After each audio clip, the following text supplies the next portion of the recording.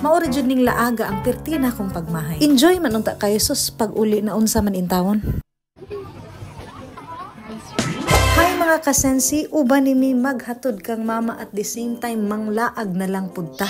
Since 5:30 AM pa minigikan, diri na lang gid minangaon pag abot sa SM. Bisan nagkatulgon pa, nagbaon gyud bi para makatipid ta. Tulo mi ka oras naa sa gawas. Wa pa jud na nga bre mga langgam palay naa diri. Maayo na lang gyud nga si Duncan nga may. Abre man sila sayo-sayo diri sa amin ng lingkod for 3 hours. Sa dihang pag-abre diretso dayon mi diri sa bowling center. O syempre sa unang panahon dili man gyud ta palupig og mga sports, so ako dahil silang gipasapatusan o akong gitudluan.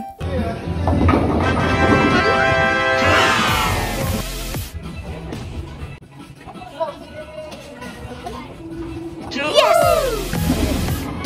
Aim ka dire. Ha?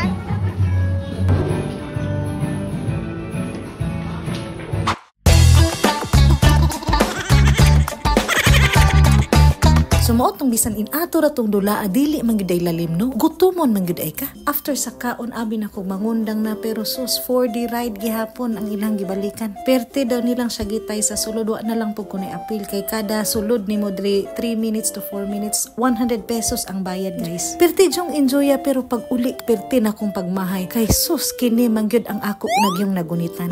Basta lagi pagkabuntag murag gyud ko gibunal-bunalan. Sa mga nag-edad 40, pwede kaayo mo laag or unsa pa diha, pwede jud. Pero sigurado lang nag-stretch gid ninyo lawas for 2 weeks para iwas pamaol. So dili lang kita kutob senses, kay daghan pa min taon ug ugma.